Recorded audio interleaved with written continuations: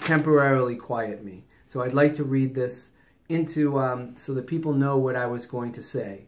Prior to this meeting, I had written this down. My name is Richard Boyajian. I'm a citizen in Precinct 5.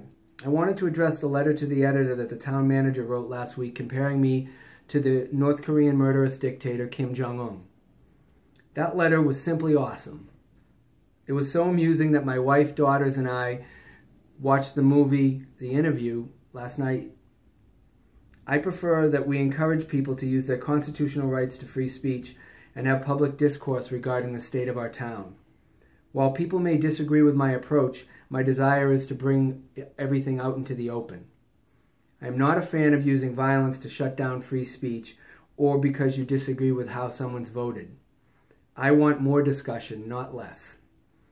I am also not in favor of trying to suppress free speech so that the public believes everything is perfect.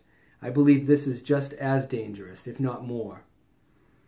One part of the town manager's letter that did raise my eyebrow was when he insinuated that I had violated executive session statutes. The council is fooling itself if they believe this, because everything that is going on right now is already in the public domain, and that is why many of the citizens were here at tonight's meeting. I call on the council to vote to release all executive session minutes as well as any documents or reports associated with these closed-door sessions since August 2016, so that I can clear my good name. There is no reason to withhold this from the public. Most everyone knows that I'm a cancer survivor and an oncology nurse, so I tend to relate everything to cancer.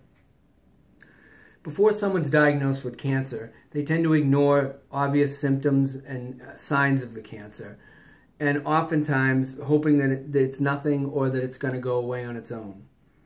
The problem is, by doing this, cancer has time to spread or metastasize. If we treat cancer in the early stages, we can do that without causing very much harm to the body at all.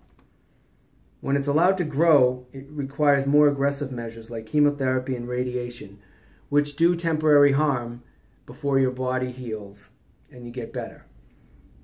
If you ignore the cancer and do not address it at all, cancer will kill you.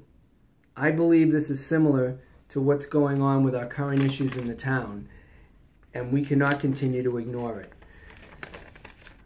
Right now, temporarily, because of selective enforcement or charter rules, I was not able to read that into public comment.